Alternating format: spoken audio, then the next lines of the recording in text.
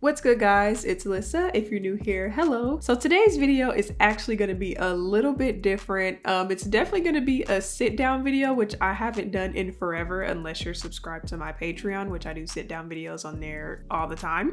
But in this video, I put out a poll and I asked you guys what your unpopular opinions of Avatar: The Last Airbender was, and I asked you guys to give them to me so that I can give my opinion on your unpopular opinions. Now, when I do usually put something out saying, hey guys, can I get some feedback? It'd be crickets.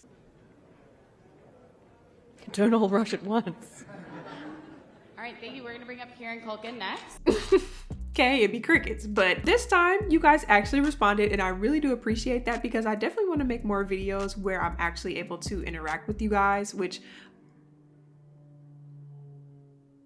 I would love to go live more, but I'm just a little restricted in the things that I can do. But we're building, you know, we're building. I see our numbers growing all the time. Also, we hit 5,000 subscribers not too long ago, and I only made a post about it, but I never actually said thank you guys in a video. So thank you guys in this video for 5,000 subscribers and growing. So my videos are going to be a little bit different throughout the month, kind of similar to this, with me just sitting down and kind of giving my opinions on things. I can't keep myself too restricted sometimes because I'm like, sometimes I just be really wanting to script something out and do my big one, but I just don't think that I have the time or capacity to do that because I am going to be going through a bit of a transitional phase. You might not see this background coming March because I won't be here. I am moving to a different state.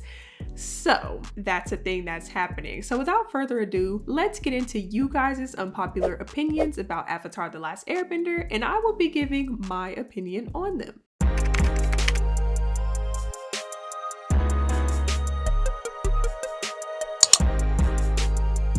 All right, first one we have is, I don't ship Zutara like I did when I watched it when I was a kid, but when I rewatched it back and I just couldn't get into it. That's valid. Like, I feel like that's valid. Y'all know how I feel about Zutara on this channel. That is my Avatar: The Last Airbender ship. But I did make a video like some years ago when I was just sitting in my car making videos before I moved into my first apartment, where, you know, I voiced my opinion on why I think Zutara should be a couple and they should have been in game, and I haven't rewatched that video in a long time, so who knows what the hell I said. I was just sitting in my car eating, forgetting, and out, just rambling and yapping. But there was some comments that were actually made in that video.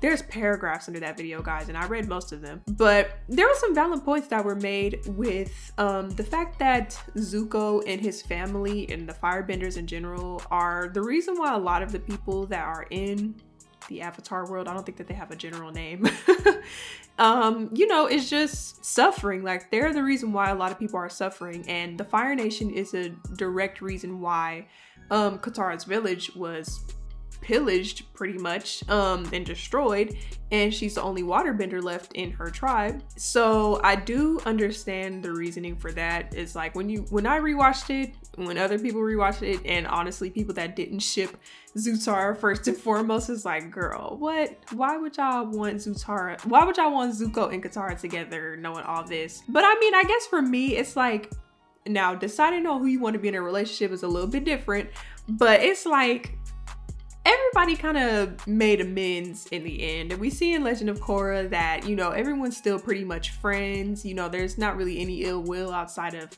Toph and her family situation and little things like that that are more personal. Aang's kids are a little bit divided in the beginning, but I feel like everyone kind of overcame everything because it is like that happened in the past, and you only know what you know because of what you were taught, and they were all like kids and stuff. So I feel like they definitely did better for themselves in the future, which I'm pretty sure I gave my opinions on that in a video, but I feel like they could have done better with the world in Legend of Korra, but I'll get into that another day.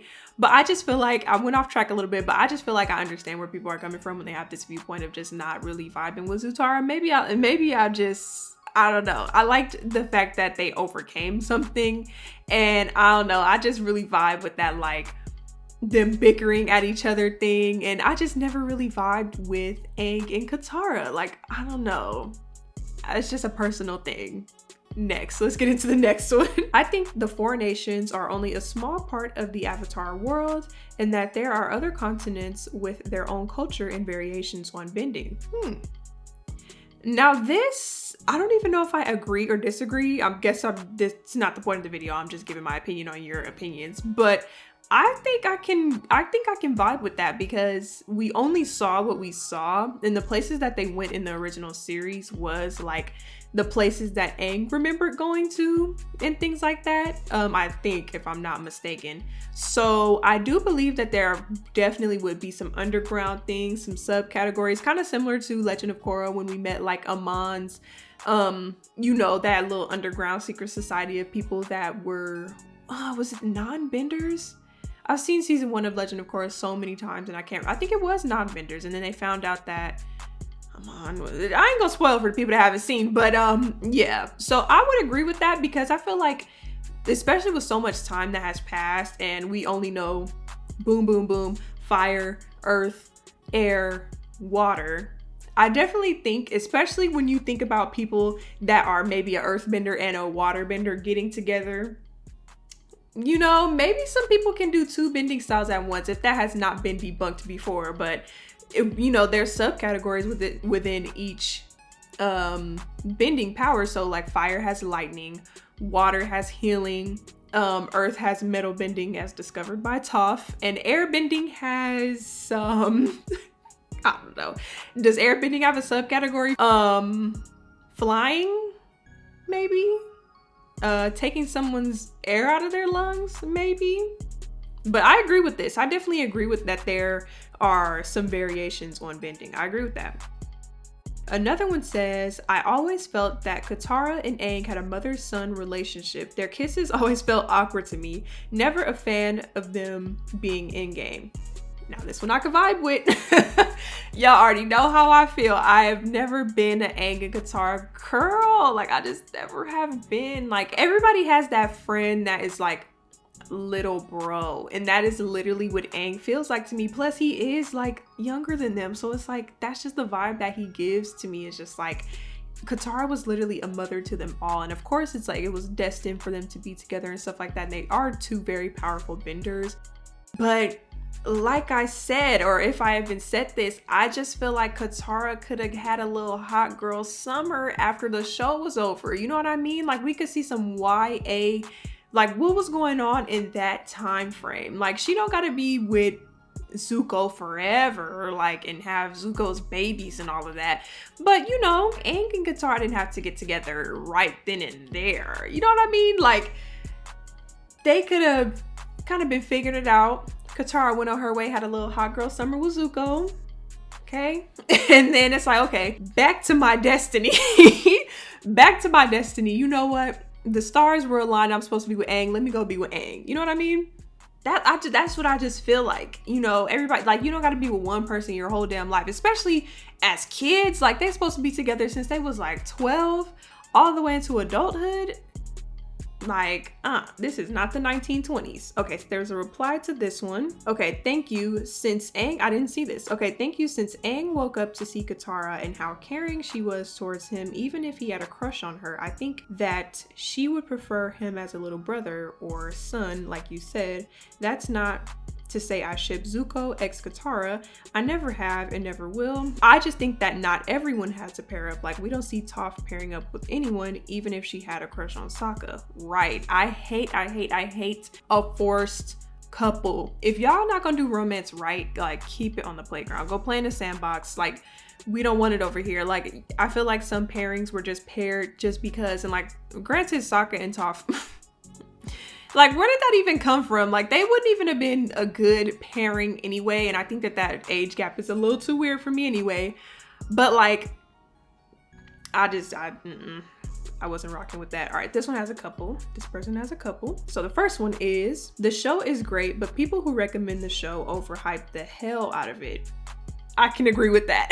And I can agree with that. And I feel like I'm also a culprit of that, because it's just such a great show that it's like, how can you not really be like, this is the greatest show that you'll ever watch? Especially because like, I feel like it throws you for a little bit of a loop, since it is a children's cartoon. And I didn't say cartoon specifically because cartoons can be of any genre in any subcategory, but airing on Nickelodeon with the subject matter that it has. And then I feel like even in Legend of Korra, hold on, my voice. I should probably get some more tea. I haven't recorded a video in a really long time. I feel like in Legend of Korra, they even touched on some even heavier things, because that was definitely more of a mature show than Avatar was. So I feel like it is like hyped in a way, because it's like our lead character is Aang, and just his journey actually is, you know, he's just this young, naive kid. He didn't even want to save the world at first, which is why he froze himself in the damn ice, you know?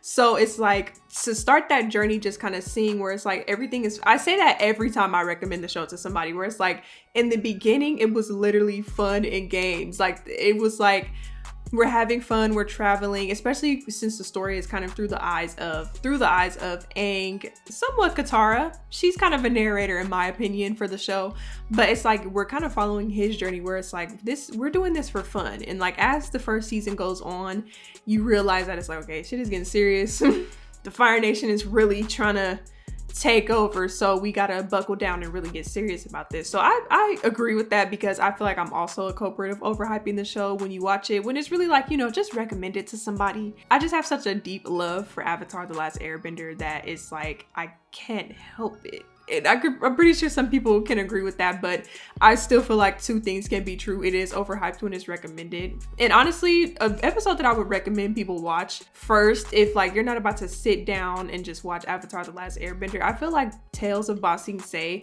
is such a great episode as a standalone episode to be like, if nobody has ever watched Avatar The Last Airbender before, I would be like, I'll turn this on, the Tales of Ba Sing Se, and I'll be like, watch this. They might be hooked, they might not, but they can't say it's a bad episode. I know that for sure. Okay, the second thing this person said, Toph would have been better if her personality wasn't written as such a butch, tomboyish character. It would have been interesting to see her as a contrast to how earthbenders are portrayed in the show. I'm not sure how I interpret this one, but this one, in my opinion, I feel like it's kind of similar to an Aang situation where we're introduced to Toph and we know how the Earth Nation, is that what the hell it's called? I don't know. We see how like the Earth territories, whatever, is like where, you know, within the walls is completely different. Then Toph is actually more of a sheltered kid whose personality actually isn't what her family wants her to be. And you know what's funny? I was literally just watching Tubi and watching Maya and Miguel, and that's what it makes me think of. Andy from Maya and Miguel. Like her parents were treating her how Maya was treating Andy when they first introduced his character. Cause there's so many cool things around here to— Oh, no archery. Someone could lose an arm. Un ojo. This is such a random correlation, but it's so relevant right now because I was just watching Maya and Miguel last night on Tubi. But her parents were treating her like she couldn't do anything because of her disability. And it's like, you're not even giving me a chance. Like you're just placing this, like, you're placing this barrier on me, or these confinements that I can't do this, I can't do that, I'm so frail. And it's like, really, I can do everything that everybody else is doing just in my own way. I can adapt. And Toph is actually the best of the best of the best of the earthbenders. So it's like they would have never known that if they didn't give her a chance. And I just feel like that was just her natural personality. And also it could have just been a more rebellious personality that she picked up because her parents were so strict and sheltered and wouldn't let her do anything. So it's really extreme the way that she was trying to get away from that by joining a damn underground fighting ring. But I feel like it was relevant to her character to be so hard, especially because in the show they talk about how Earth and airbending is so opposite. So her and Aang, like it was hard for her to teach Aang earthbending because of their styles are so opposite, with her being earthbending, which is like, you know, stand firm, stand your ground, you got to be real tough, real hard, and it just wasn't working on him. And Katara had to tell her, like, you know, you got to loosen up a little bit, like, you know, I don't think it's your teaching style is working. And she's like, I don't give a damn. So I feel like that's just her personality. So that would be my opinion on that one. Your third one. All right. Sokka was such an unnecessary character who honestly wasn't funny and was a hindrance to the group. Ooh, I disagree with this. Ooh, I disagree with this. And I know I liked everybody's comment, but that was just me like acknowledging that I seen you guys' comments. I wasn't ignoring you guys. I seen everything. This I have to disagree with, y'all. I feel like Sokka is literally the true true heart of the group. Like, I know Katara is the mother of mothers, that's mother. But I just feel like Sokka is the real heart of the group. Like, if Sokka was not feeling well, if something happened to Sokka, even though he didn't have his bending, even though he didn't have bending and things like that, like, I just feel like he was the real heart of the group. And Sokka, I feel like also, contrary to what they doing over there in that live action on Netflix, which I'll watch and I'll get into when it comes out, because I haven't really been given too much opinions on it because it's not out. I haven't seen it. I can only go off of the trailers, but I feel like Sokka is really the heart of the group. And I enjoy Sokka as a character, and I don't think he was unnecessary. I feel like it was important to have a character that didn't have bending to show what being in such a bender heavy world is like, to not have bending, and to show that you can actually have skills outside of just mastering the elements. You know what I mean? Because I feel like, you know, the story with his father, where it's like you really get to see that journey of Sokka really taking on leadership, because I feel like that was Katara for most of this time. And even like Sokka has always been a protector of his family and his sister, whether he showed it in ways that were like not good because he was also very heavily sexist. But I feel like throughout his journey, you really see him become such a strong character without bending and things like that. But I really do wish we could have got more from him in Legend of Korra, because they didn't really touch on him in Legend of Korra, which I found unfortunate, because I feel like I really do like Sokka's character. So that I would have to say I like disagree about. You can support the channel by subscribing to my Patreon. Link in my description box down below. Okay, bye. Next. Okay. Honestly, Zutara should have been a thing. I can't really believe that never happened. Also, Sokka deserved more follow-up. I would have loved to see it. Why did I just say that? Why did I literally just say that? Okay. First things first, y'all know I'm Zutara, so I agree with that for sure. Sad that it didn't happen. Like, not even in-game. Like, I think I was being dramatic in the video I put out some years ago. Like, not even necessarily in game, but I would have liked to see a little something. I would have liked to see a little something. Like, if it wouldn't have worked out, that's fine. That's how life goes. Your favorite little food thing is not necessarily gonna be your end game. That was the bar, and I just came up with that at the top of my head. Next, also, Sokka deserved more follow-up. I would have loved to see it, period. I agree. I just said that.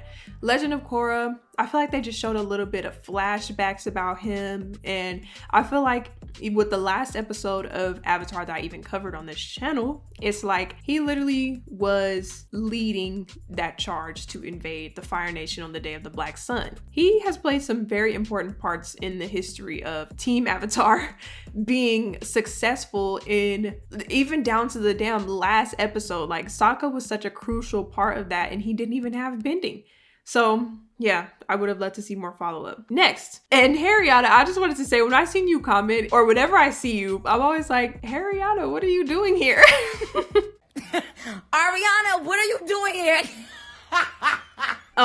Anyway, people have every right to dislike Azula and her little minions, LMAO. Like, y'all, what they did was wrong. As much as I like 𝙘𝙘, she did wrong things. If people have no issue with dragging Katara for every little thing she did, then they ought to, I'm over here paraphrasing, they gotta accept that the other characters have flaws too. This I can agree with, because I feel like same with why I, you know, vibe with Zutara. I understand the viewpoint of like people thinking that it's like, what, you're out of your mind, what are you talking about? Like, Zuko, after everything he did to everybody, it's true. You know, it's literally true. I agree with that stuff. So I think that people that don't like Azula or even 𝙘𝙘 or May is valid, and like, come on, like, what those girls did was just wrong. Like, and they didn't even really have like a basis on doing it outside of like Azula. Like, some people are followers, you know what I mean, by nature. So Azula just has that very, not it girl personality, but those personalities where it's like, I'm going to command, I'm the person in charge, and you're just gonna have to accept that. And some people fall in line. That's why people are susceptible to certain things. But definitely, like, even if they were doing it out of like just falling in line, they don't really know themselves. Which, I mean, the beach episode, we seen that everybody kind of aired out their little, you know, what they got going on internally. So it's like, I feel like after that, then it's like, I got some things I gotta work on. And, you know, they ended up turning their back on Azula doesn't erase the things that they did though, because it wasn't good. It wasn't good. Honestly, I don't care about Zuko outside of Katara's character. I just don't. That's so funny because I care about Zuko? I'm thinking about it. I'm really thinking about it. Let me stop and think. Let's stop and think. I think I do care about Zuko's character. I feel like, as we see the show shows, it's like Zuko and Aang's story are literally kind of one in the same. Like Zuko's story and Aang's story are, I feel like, in my opinion, the two main stories of the show. So I was invested more so in Zuko's story once we got to like season 3. Are there only 3 seasons? Water, I think, is the first season. Earth is the second, and then fire is the last. So yeah, in the last season, I feel like that's when I became more invested in Zuko's character because my God, was he annoying. Like, can I be the one to say, like, has anyone ever just outwardly said Zuko was freaking annoying in the early seasons? Like, some people don't like Sokka and think he's annoying, but at least he's like funny. Like, a funny person can really get away with a lot. If somebody can make you laugh, they can get away with a lot, right? Zuko was just so bratty and annoying. And it was just like, oh my God, like everything is, I have to defend my honor, my honor, my honor, my honor. And I'm like, gosh, like, I can't wait till we get to season 3 and he's not like this anymore. Like, even in season 2, when him and Uncle Iroh kind of went their separate ways, it was like, my God, like, this boy's so hard-headed. Like, why can't you just not be stubborn for like 5 seconds? Like, even a little bit in season 3, it was just like, okay, like, I just need them to be cool because that's when I like him the most, is when he's cool, figuring things out. But I can say that I did find him very annoying in the earlier seasons because everything was just so, I gotta get Aang, I gotta get Aang. And it's just like, what do you want to do? You know, what do you, what are your goals in life? Do you want to find love? Do you want to have a career? Do you even want to be the Fire Lord? Like, let's ask these important questions. Granted, they are teenagers, so that's that on that. But my gosh, he was very annoying in the early seasons. All right, one more. Or no, couple more. This isn't unpopular, but the live action remake is not necessary, but they made it anyway because of how much money this franchise makes. Hard agree.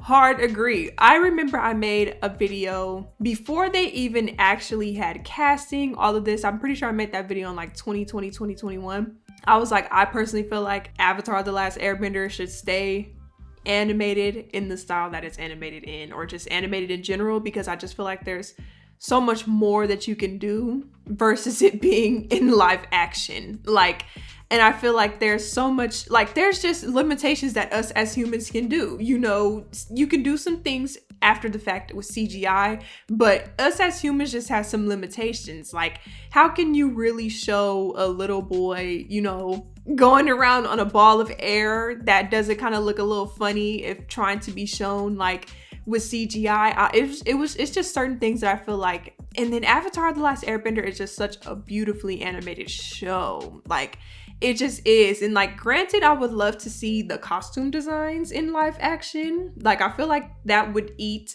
as a standalone thing. Like, let's see what y'all can do costume design wise, because I loved the Earth Kingdom's costume design in the Inner Ring.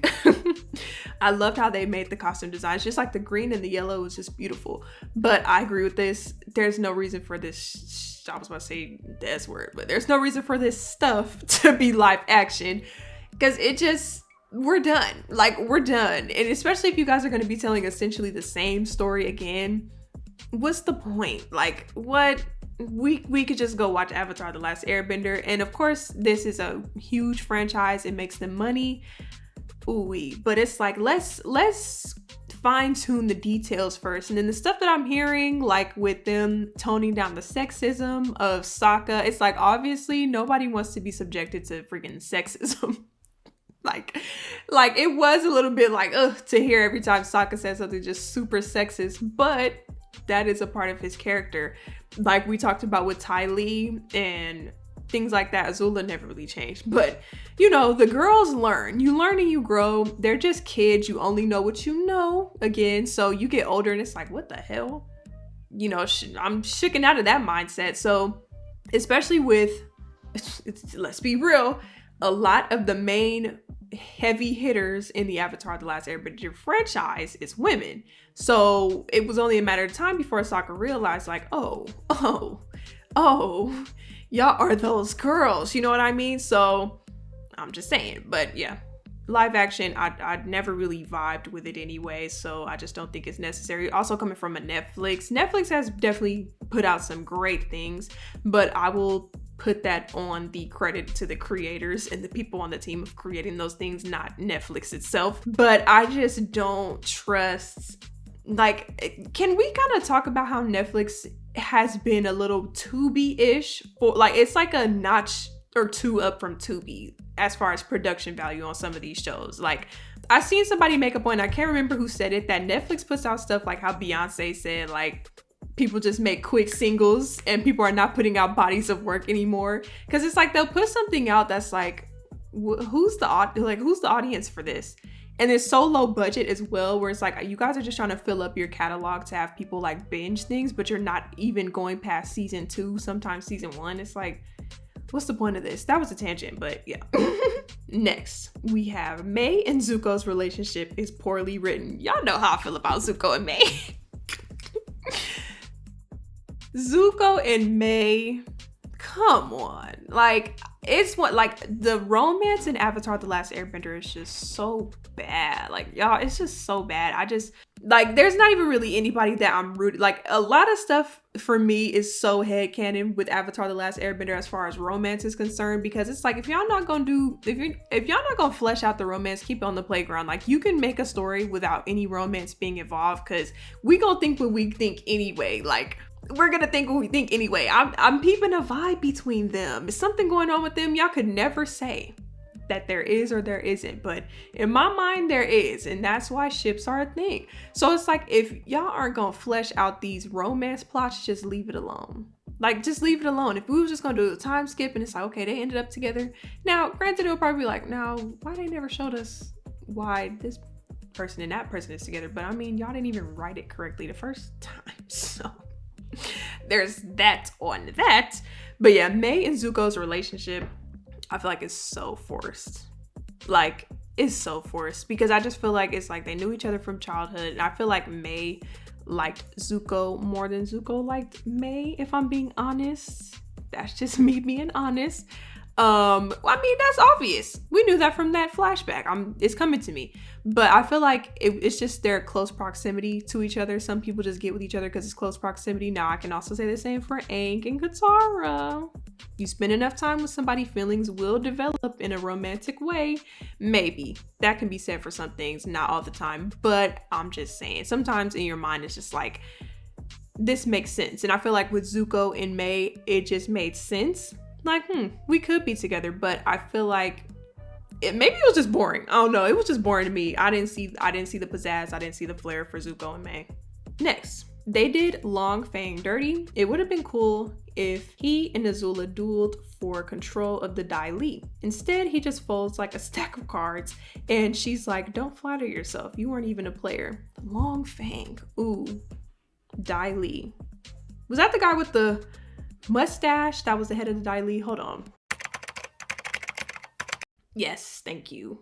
I agree with that, because I feel like the main villain obviously was Fire Lord Ozai, so there were just some villains that kind of skated by, didn't really have too much follow-up, and I guess Azula was right. He wasn't even a player on the board in a way, because it's like, if she took him down so easy, like, it was never really no competition. Like, you were only able to just control the Dai Li and hide things from the king. But now some real heavy hitters came to play, and you're losing control of the Dai Li. Like, I mean, you was never a player on the board in the first place. If I'm coming in here doing this, I'm just saying. But it definitely would have been interesting to see, I think, more history of how and why he was able to even do that. Like, when did things go so wrong and so bad within the Earth Kingdom walls? I definitely think that would have been an interesting thing to kind of dip into. Like, how did we even get here for Long Fang to even be able to control the inside of the walls like this? You know what I mean?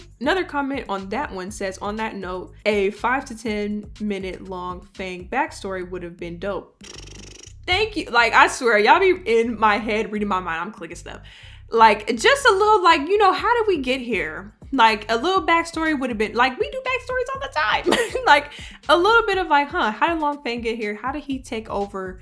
Things like that. I think that would have been great. There is a war in Ba Sing Se. Correct. That is true. All right. Last one. This was so fun. I want to do this again. This person says, the world hardly got fleshed out, and then it turned into some weird steampunk 1920s. I really enjoyed the fantasy lens they set up, and the island hopping of season 1 was some of the most interesting stuff.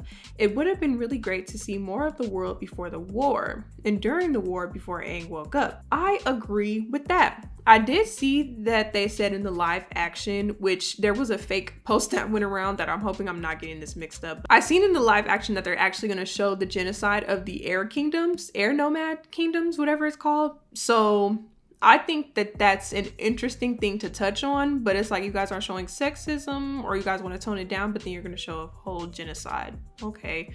Anyway, back to this comment. Yes, I felt like it was so weird because not even that much time passed by from Avatar: The Last Airbender to Legend of Korra. So it's like, how did we get this much advanced technology already in like one lifetime? Which granted, like the technology from when I was born, the end of the 90s, transition to the new millennium is huge. Like technology from when I was a kid to now is completely different, but as a society as a whole, and what I have always felt and thought is that I feel like the kids could have done so much better at the world that we got now versus what we got in Legend of Korra. It's like, what is this? Like, so you're telling me that we've now found the Avatar again, the Avatar is back, but we still have these different people in positions of power where it could be just like how it is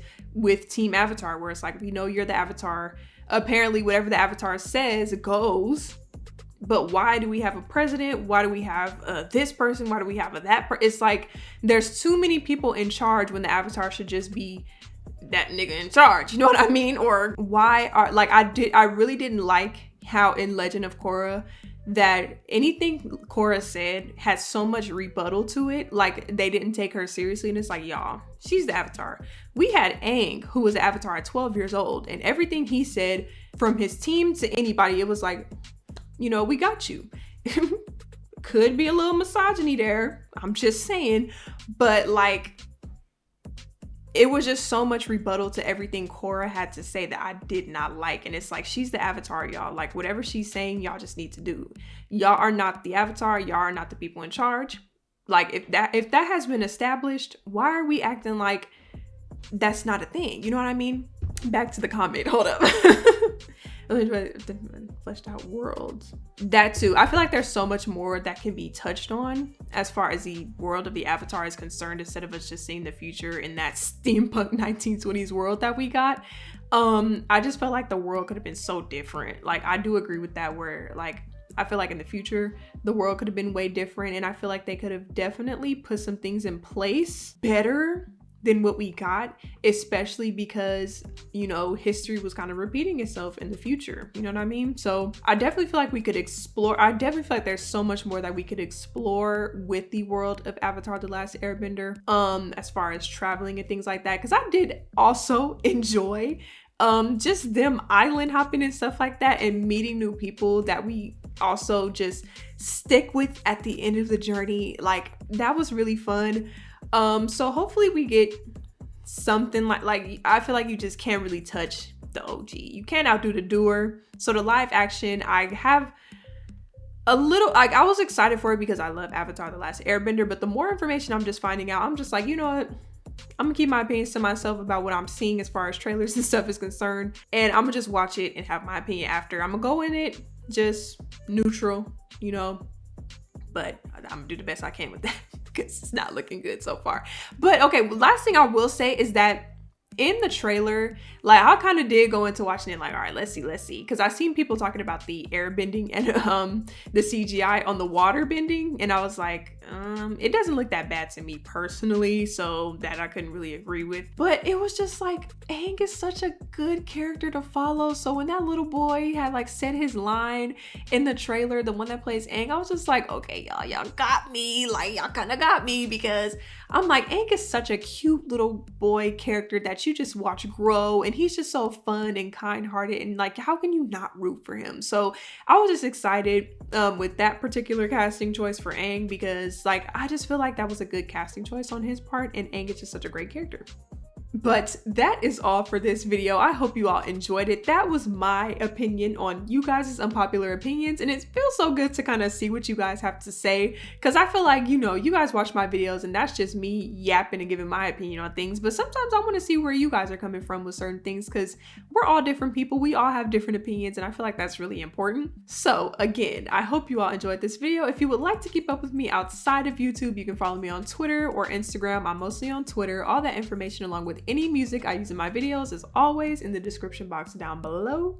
But if you made it to the end of this video, make sure you give this video a big thumbs up, make sure you subscribe to my channel, and make sure you hit the notification bell to stay up to date with posts and uploads from me. But for now, I hope you guys have a great rest of your week. I'm about to go and record another video because I gotta get this content out before I do this move. And yeah, I'll see you guys in my next one. Peace.